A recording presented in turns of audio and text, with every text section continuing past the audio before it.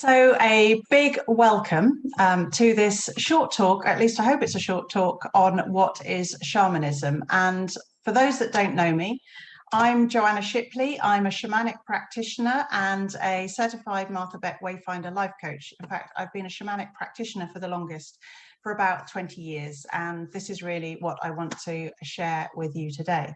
So I have some people along to help me. I have my drum and I have my rattles, and I'll be explaining a little bit more about them as I go. And my kind of aim in life, if you like, is to help you find more joy, freedom, and connection to spirit for your guidance, your help and healing as you need it. And maybe even for some of you, so that you can do this work with others as time goes on. So we are going to look at a few things in this talk. I'm going to start just by telling you really why I'm doing it.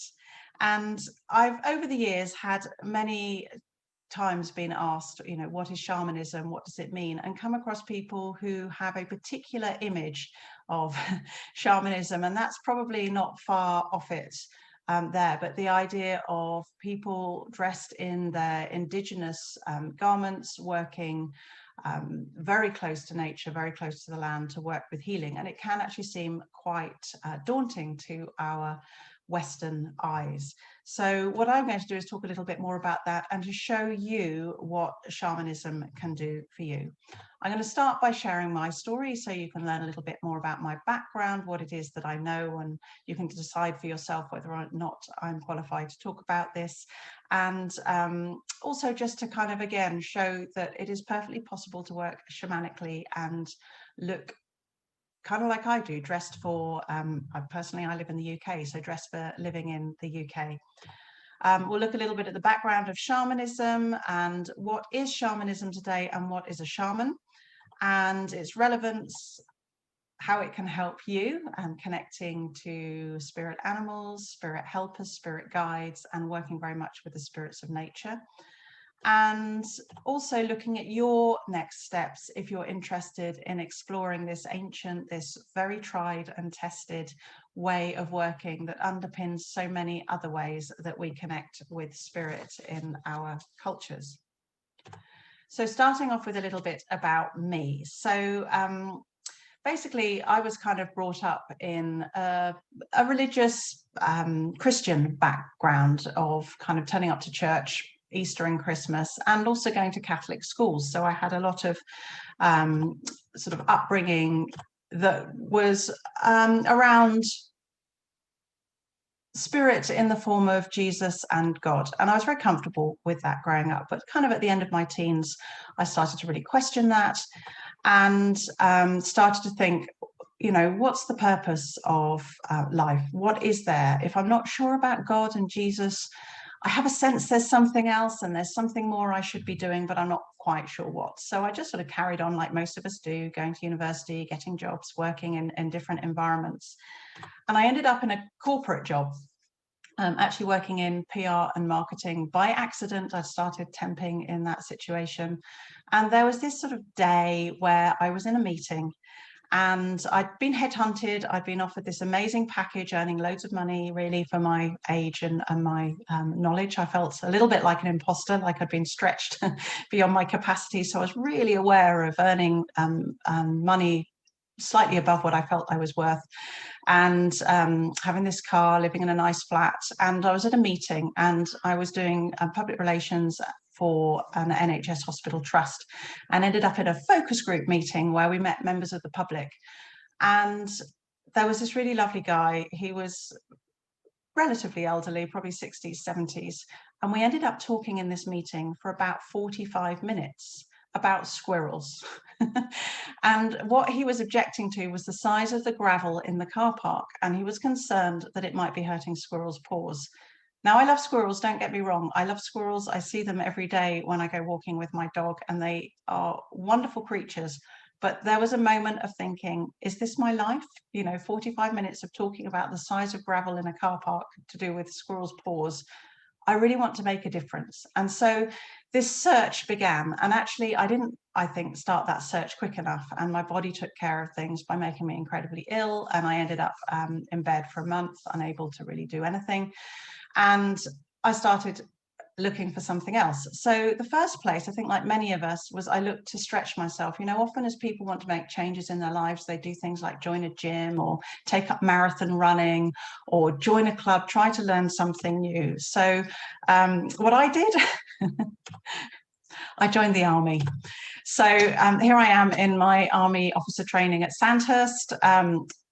The army was never anything I was ever going to do, but I'd had a friend, an ex-boyfriend, who had joined the territorial army, the reserves, really loved it. And I'd done that when I was headhunted and moved to a different side of the UK, and I did it to meet people, and actually I loved it. And what I realized was the army gets people.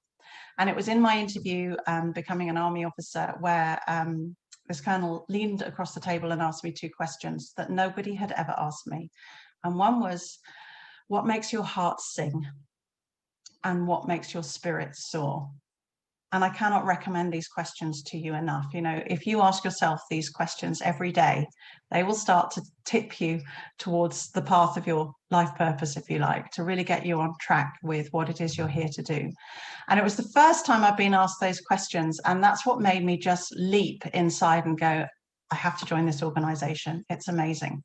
So I did this for a while, and you know, for a few years I traveled, I pushed myself beyond what I ever thought I was physically capable of, mentally capable of, emotionally capable of, and yet it still wasn't enough.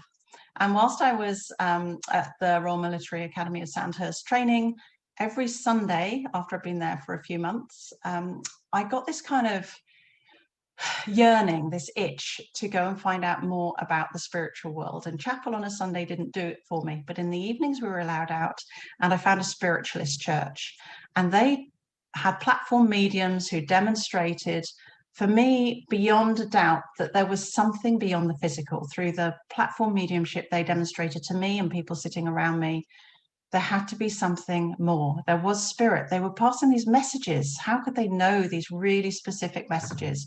And it got me curious, and I started exploring psychic development work. I went and did some courses in mediumship. I had some experience of doing mediumship myself for other people, which really convinced me again that if I could know this information that was so specific about a total stranger because I was receiving messages from somebody I'd never met in the spirit world, it had to be true. It wasn't my path, but it was really opening the doors on this search. And, you know, as we're searching for something, there are like these little breadcrumbs, these little signs that just pop up and show us we're on the right track. And that was one of them. So my search continued. I explored sort of every New Age workshop I could find, still while in the army. So I didn't talk about this too much to my colleagues. I tried Reiki. I went along and did yoga. And it was all wonderful, but my connection to spirit wasn't reliable and didn't quite fit. I had to go with tarot, with oracle cards. I was doing tarot reading in the mess where I lived, and had some situations where I'd do tarot readings for people and get information about them that was almost embarrassing because it was personal and accurate, but it wasn't for me. I just kept questioning, is this true? Can I be sure about these readings? Do I really know? And I'd keep coming back and second guessing myself. And then once upon a time, I guess, I happened upon a talk about shamanism, and that kind of signposted me to a workshop. And I went along to my first shamanic workshop almost by accident. I just pointed along this way due to a talk, and on the way there I had an experience of being in my car down a very narrow English country lane, you know, the only room for one car to pass, and the car in front of me bumped into each other. It was a minor bump, but enough to stop the cars whilst everyone got out and sorted out insurance details, checking everyone was okay. The whole point was I missed the entire introduction to shamanism talk that kind of I'm giving you in this moment. And I arrived in this workshop and the man said, lie down on the floor, cover your eyes, I'm going to start drumming. And he just started drumming a very regular drum beat like that for a while. And he told me the last thing he said was, you're going to meet your power animal. I had not a clue. I lay down on the floor, covered my eyes with a scarf I'd been asked to bring to this workshop, and I had the most incredible experience of my life. And in this shamanic journey, I met an animal, and he told me he was my power animal, and then he merged with me. And lying on the floor in this building, listening to this drum with about 30 other people also shamanic journeying at the same time, I touched my face and I felt fur and whiskers. And I couldn't quite get my head around it, but my face was not mine. It had fur and whiskers, and I could feel my body was about 8 foot tall. And I knew something profound had happened in that moment.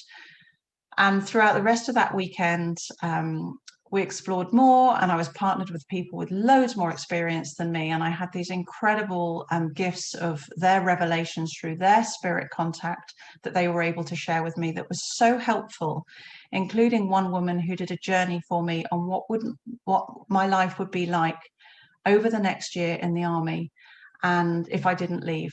And every single thing that she experienced in that journey came true, even though it didn't make sense at the time of receiving it. So basically, sort of over this time, I just got message after message after message that this was meaningful. And I had no agenda to train to do this or become a shaman, whatever that means, or anything like that. I just kept going along to learn more because I was absolutely hooked. And another sort of sign and symbol that it was on the right path for me was the man that I went to the next workshop with, a wonderful man called Jonathan Horwitz, taught me, and he had experience as a Vietnam veteran. He was in the military police in Vietnam, and he'll tell you that story himself if you ever want to know. And that kind of got me over isn't this a bit flaky because I'm in the army and doing all this weird stuff? And he'd come from that place and was doing all this weird stuff. And actually, as I've gone and worked with it more, I can assure you it's actually not that weird. So that was kind of my introduction to it. And basically anything I've ever wanted to know has been accessible for me by asking my spirits. So, you know, my question to you to mull over during this talk is, well, what would you like to go? If you could to know, rather, if you would like to ask, I don't know, the Oracle at Delphi, any question, if you would like to go and meet your most trusted, loving spirit helper that's there for you in whatever form they're in, whether they're an animal or a person form or even a mythological form, what would you ask them right now? What is it that you are dying to know? And start to keep a record of these, because these can become the fuel for the intention for shamanic journeys. And I'm going to talk about those in a little while. So that was me. So moving on to all of us, we have all descended from animistic cultures, cultures where the understanding and the felt experience is that everything around us has a spirit, whether it's the tree, whether it's the rattle that we're working with, whether it's the spirit of the computer or the device you're looking at right now. Everything has a spirit. And we know that the spirit of animals and nature was very much revered due to cave paintings and archaeological history from thousands of years ago, about 40 to 50,000 years ago. We think we have evidence of animistic ways of life. And we all have this innate ability to connect to the spirits in nature. And often that's the way that people start to work, and the way I love to encourage people to work, to go out and spend time in nature, spending time with the spirit of a favorite tree, and really starting to allow a connection between you and that place to develop, to feel the power of that place in nature aligning with you and helping you. You know you're in a good place for you if you feel better after you leave it. So if there's a place in nature that you feel like that, that's a really great place to start. And we all have this in our DNA. We've all evolved from shamanic communities, because shamanism or animism and connecting to the spirits is something that is a worldwide phenomenon. And no matter where in the world we might have come across shamanism and the images we often associate with shamanism, they have very common themes in the way that they work. And this is really interesting when you look and think how all these different indigenous communities have started to work with their spirit helpers and yet they all have very similar ways of working. And the way that I've been taught is in something called core shamanism. I mean, you don't need to worry too much about the differences, but it's really a pan-cultural understanding of shamanism, taking the kind of core essences of shamanic practice across the world, but not taking individual cultural practices, not taking certain dance forms from North Native America, or not taking certain ways of working from Nordic shamanism or Sami shamanism or Mongolian shamanism, but looking at what's common to all of them and trying to find our own unique individual path by working with our own personal spirit helpers, but using these ancient techniques. So the shaman is, well, first of all, it's not a word native to English. Its roots are not in the English language. It comes from the Evenki peoples in the Tungus, in a sort of region round about Siberia, Mongolia, sort of that way. And its literal translation is the one who knows, or a person of power, or a person of heat. It was very common for the shaman to really get hot while they were working. So there's this idea that the shaman is a special person in the community, in an animistic community, who knows things. They know the spirits, they know the answers to things, they know paths of healing, and they're a person of power. Now, power is a very misaligned and misused thing in our culture. Often many of us have experienced power held in a not very great way over us, or maybe we've even experienced that ourselves, you know, holding it over somebody in a way that's not great, or we've experienced a loss of power. So it's a very sort of problematic word. But when power flows like power flows in nature, the power of water flowing through the river, or the power of new life as a young animal is born, we see that there's a flow and a cycle of power, and it's not something we hold on to, it's something that flows. So this is what I mean by it. And if you ever train with me, or anyone who works the same way as I do, there's a lot of time spent exploring what is meant by that, because it's really important. The integrity of the person working this way is really all around their understanding of how to hold power and what that means. Never over anyone at all. And the shaman's job was to communicate with the spirit world, as I said already, animistically, and to send his or her soul out on a journey, often listening to a drum or a rattle, this rhythmic beat that I've talked about, using that to help shift their state of consciousness so that they can communicate with the spirit world in a soul flight or journey. And in that journey, they would often go to the spirit world that they worked with. Often the upper and the lower world are found to be common amongst most communities. There's this idea of going down to the spirit world or traveling up somehow, and often through the Axis Mundi or some form of world tree, or other entrance, a natural entrance into the spirit world. So there's also the middle world, which is kind of our reality, but viewed through a spirit or altered state of consciousness.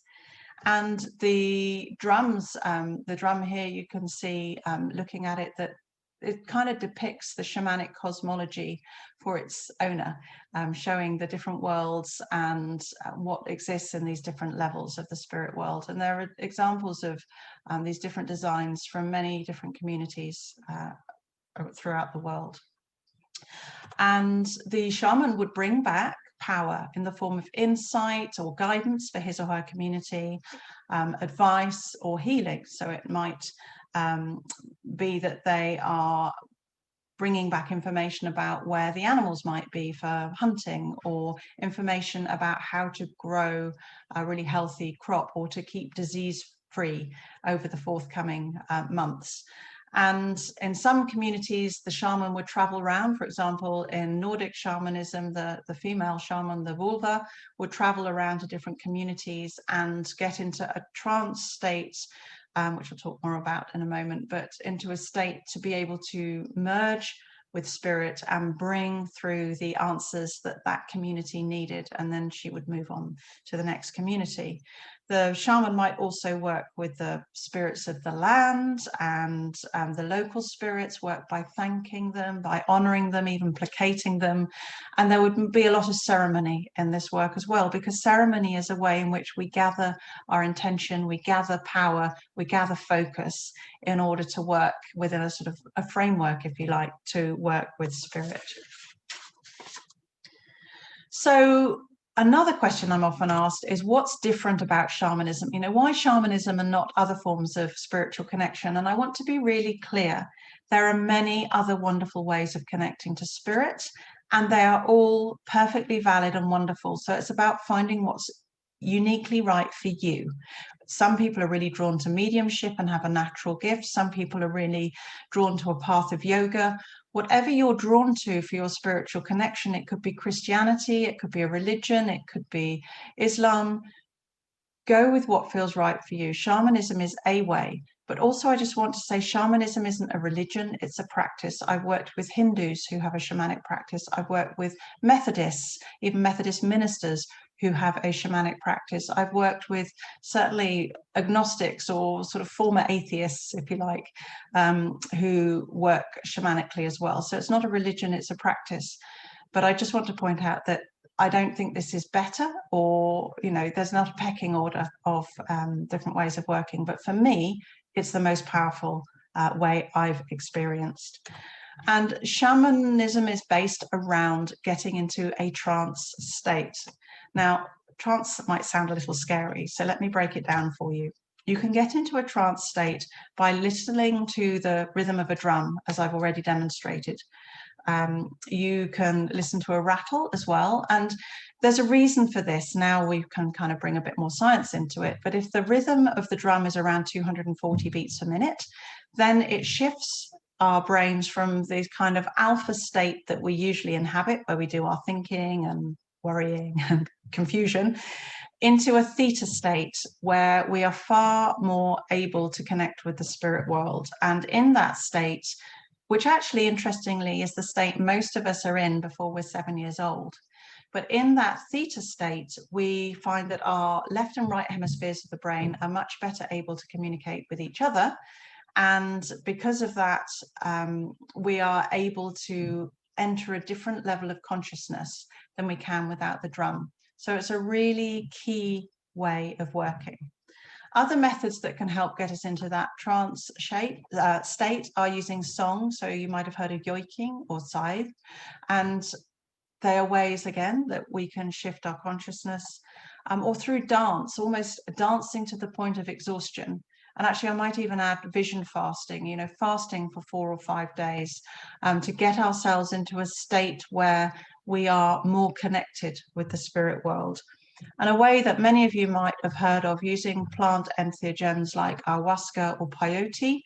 I personally don't use these methods, and what I like about the drum is you can stop being in the trance whenever you want to stop, and that's not necessarily true of working with plant spirit medicines, these hallucinogenic plant spirit medicines. And also there, for me, is a question of integrity. It might be absolutely appropriate that you do work with these plant spirit medicines. I would always check with my spirit helpers first to find out if that's right for me, because they are very much of the ethnographic area community they come from. They're very particular to that indigenous community that works with them, and they will have their own experience and practices and understanding and an encyclopedia of felt experience and knowledge of working with these plant spirit medicines. And sometimes it's appropriate for people from other cultures to work that way, and sometimes not. So I'm just saying it's not an area to enter lightly. And I know many people who have had very profound and authentic, genuine experiences working that way, and it was a way they were led to by their spirits. So my kind of jury's a bit out. whatever's right for you, but just don't think it's better than working with a drum or not. They're different ways of working. But I love the drum because you can stop whenever you need to and return back to your alpha state very quickly. And also the drum, using the drum and the rattle, it's my experience, it's available to everybody. I've only met one person who couldn't work that way, and she had many, many years history of drug misuse and drug addiction, and in the state she was when I met her, she couldn't journey. And it's also not advisable to do if you are in a psychotic state or mentally sort of on the edge. It might be you're actually already like 1 foot in the spirit world, but what you need then is guidance, not trying to do this, certainly not trying to do this on your own. But it's accessible to everyone, I have found, to some degree or other. But what it takes is the knowing how and regular practice. If you want to do this, trying one journey gives you a toe in the water and you might get a clue, but to really bring the power back into your everyday reality so that you're bringing your extraordinary experiences in the spirit world back into your ordinary everyday life and weaving in those teachings, that's where the transformation happens. That's where the power happens. That's where people's lives really start to get on track, and they have this connection with their spirit helpers that sometimes puts them in the role of working with others in their community. So is it relevant to you today? Well, I think you know what my answer is going to be. Yes, you know, this photo, this woman on the beach looks to me like she's full of freedom and power and connection. And this is really what it's all about. It's helping you to connect to the spirit world with a really reliable and repeatable, safe way of working. You can get help over any issue in your life. You can seek informational guidance over any issue in your life. So you could get help to work with some anxiety that you might be feeling, or help to be a better parent. You might ask for information about what it is that your next step is. And sometimes that information we get doesn't even make sense to us in the journey because it hasn't happened yet. So I've got a couple of stories. One of the journeys I did a couple of years back was to ask for help to be a better parent to my preteen. And what they showed me in this journey was they took me out on this boat. My power animal was sitting on one end of the boat and I was sitting on the other. And they alternated between me being big and the power animal being big. And then the other one of us would get very small and very tiny, and the other one would get big and heavy. And so this boat was tilting. And then they showed me that this is exactly what was happening with my team, that we were actually kind of taking power and having power over each other when we were angry. And then the other one would be angry and the other one would be diminished. And I really started to understand this dynamic that I hadn't seen until that point. And because I had the experience of being shown it in a really loving way with my power animal, perhaps I was more receptive to this understanding of my responsibility in it. And I could see that in order to shift this relationship, I needed to stop becoming angry and frustrated and to just hold my space so that I wasn't rocking the boat. If he wanted to, that was fine, but not me. So seeing my responsibility in that relationship in this way really helped me to then find my place within our relationship that helped to calm things down. Another time I wanted to know my next step in life, and I think I was in my 20s at the time and very much focused on what's the right career for me and expecting it to be that. And in this journey they handed me a ribbon and a crystal, and I could see that the ribbon was like this little red, very thin satin ribbon, and the crystal was a certain shape. And what happened was a few days later, it made no sense to me at the time, it's like this journey and I had no understanding. A few days later, I went to visit a friend for coffee, and she happened to have another friend around. And some of you who've worked with me before have heard this story. And this friend of hers was talking, I'd never met her before, and I can't remember what I was talking about, but obviously an issue that was bothering me. And at that point, she leaned forward and she said incredibly abruptly, "You need to go and see a psychotherapist." And I was very taken aback, and I might have ignored it, but at the moment that she leant forward, her cardigan fell off her shoulder, and the strap of her very sort of summer top was there, and it was a very thin red satin strap. And as she leant forward, that satin strap, that bit of red satin, was in exactly this sort of relationship with a crystal on the table that was exactly the same shape as the crystal I saw in my journey. So as this ribbon and this crystal appeared in my ordinary reality that I'd seen a few days before on my journey, and they were in exactly the same position they were in the journey, I thought I'd better pay attention to her instruction, which felt very rude, that I needed to go and see a psychotherapist in a way that I never would have done before. And so I went and saw a psychotherapist, and he was really helpful for processing some issues about my past that I hadn't resolved. So, you know, spirit talks to us in sometimes very clear ways, sometimes almost metaphorical ways, or ways that haven't revealed themselves to our ordinary eyes yet. And this guidance, if we choose, we always have free will, if we choose to follow it, will take us to a better place. So you can also go to meet your spirit helpers to ask for healing. It could be for yourself, it could be around some physical pain that you have, or about around an experience that was difficult for you. And you can also go with training to ask for how to do healing for other people that come to you asking for help. And really bringing all of this into your everyday reality with daily practices as well that help you connect not just the journeys, but really building a relationship with your spirit helpers, listening to what they say, appreciating them too, not just asking for help, but going to thank them. We can develop this almost friendship, this working relationship with this really loving being that will give us advice that you can try, you can test, you can practice and see if it works for you, you know. So I think it's relevant. And, you know, journeying this way of shifting your state of consciousness and traveling into the spirit world can really help you in specific ways. Here are some examples that might help you. I've talked about them in general, but you might want information about what's my next career, or what's my next step in finding my ideal home. You might want to do a healing journey about your fear of speaking in public, or about an abusive relationship that you've had in the past. You might want to go and visit somebody that's shamanically trained with a very good relationship with their spirit helpers, so that you can get them to do this work for you in the way that a shaman would do within their indigenous community. You might want to get guidance on information about what is my next step. You might want to use your abilities to connect you more deeply with the world around you, with the spirit of the land that you live in, to ask maybe the land needs some help. You might want to connect with the spirit of your home and ask what it wants from you and what you can do to live in a more harmonious way, or even the spirits of your garden, or even your car.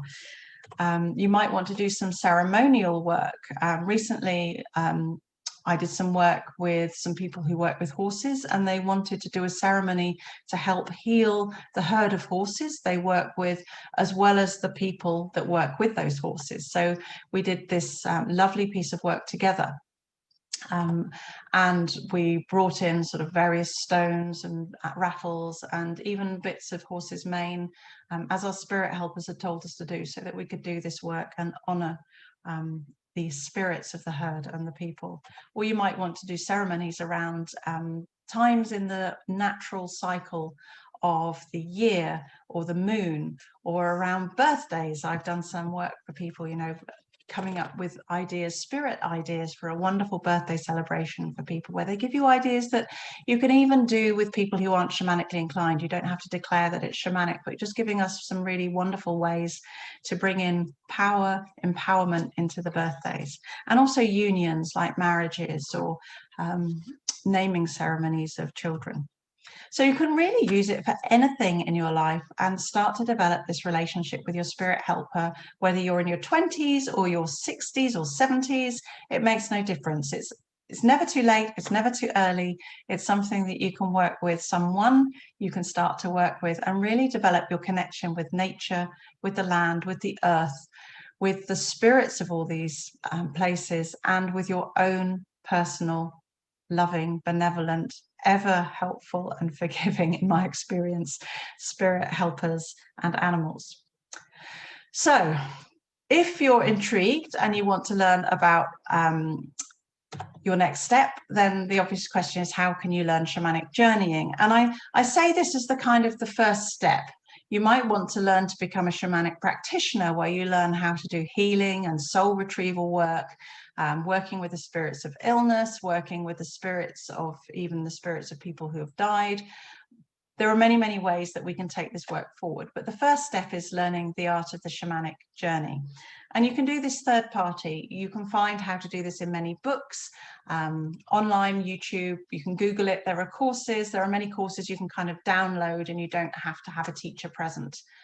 I feel really fortunate that the way that I learned was in person with other people. So, you know, whether or not it's these days on Zoom because it's lockdown, or whether it's physically in the same room as someone, to have a human mentor and guide, I have found really, really fruitful. And in fact, in my 20 years of working shamanically, I've come across people who've taught themselves from books, who've ended up in kind of a predicament of getting stuck with not understanding, or the journey starting to take on a particular form, and them not having the resources in a book because that question wasn't answered in the book.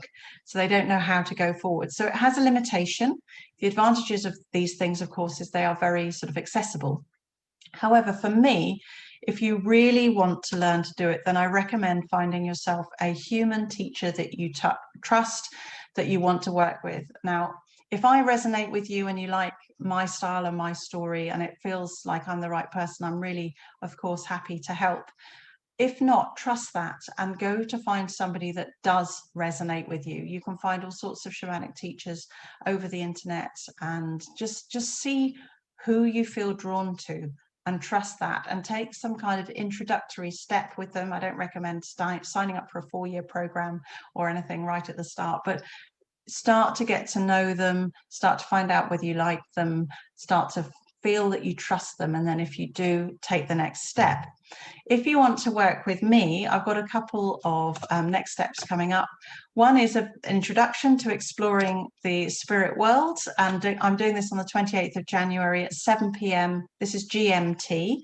I'll tell you where you can find more details in a little while, but this is either free, so there's no need to pay any money, or if you want to, I'm taking a donation. Every penny will go to Survival International, which you can find at survivalinternational.org.uk, and you can choose a £5 or a £10 donation, and if you want to pay more than that, you can sign up several times and make several donations, or you can donate direct to their webpage and just tell me. It would be lovely to know that what I'm doing is creating this direct connection with raising money for Survival International, who look after Indigenous people and tribes to help protect their rights and their survival, which is particularly challenged at this time of COVID, as are many of us. But that's something there. What we're going to be doing is exploring the entrance to the spirit world. So it's an hour-long session. It's live. You turn up. There'll be several people there, and I will guide you through your first steps to kind of meet your power place in the spirit world, in an altered state of consciousness, if you like, listening to a drum with your mind in a theta state, and just starting to explore that, really dipping your toe in the water. You can do that if you wish, or you might want to do my Meet Your Power Animal session, which is on the 11th of February. It's 6 to 8:30 p.m. These are all on Zoom. It's a little more in depth. You will go on a shamanic journey with the intention of meeting your power animal to ask for help with a real issue in your life. It's £30. It's 2.5 hours over Zoom, but there's a break in it, and there are more details I'll show you again in a little while where you can find out about that. And I also teach regularly A Taste of Spirit. It's a 6-week online course, plus a one-to-one mentoring session. There are often live Q&A sessions within the course, and in this you get to really understand more about working with power places, meeting your spirit helper in the lower world, meeting your spirit teacher in the upper world, learning how to create an intention or a mission for doing a shamanic journey, and meeting a community so that you can start to talk with this way of working with other like-minded people, so that you get the chance to explore this world and be able to talk about it, because often working with the spirit world in any form is something that many of our families aren't very comfortable with. So it's wonderful to have other people that you build a connection with, and we have buddy work so that you get to know each other. And if you choose to then continue, you can join my shamanic practice gatherings and you get to reconnect with those people over time.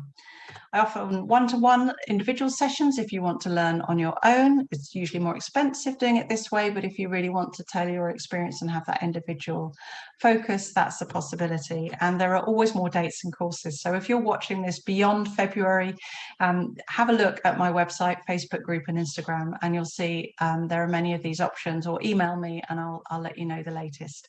A Taste of Spirit, by the way, is starting up at the end of February. I think it's the 25th of February, a Thursday, off the top of my head, 6 to 8:30 p.m. GMT. And often there are people from many different countries attending these courses. So you can obviously work it out in your own time zone and see if that suits you.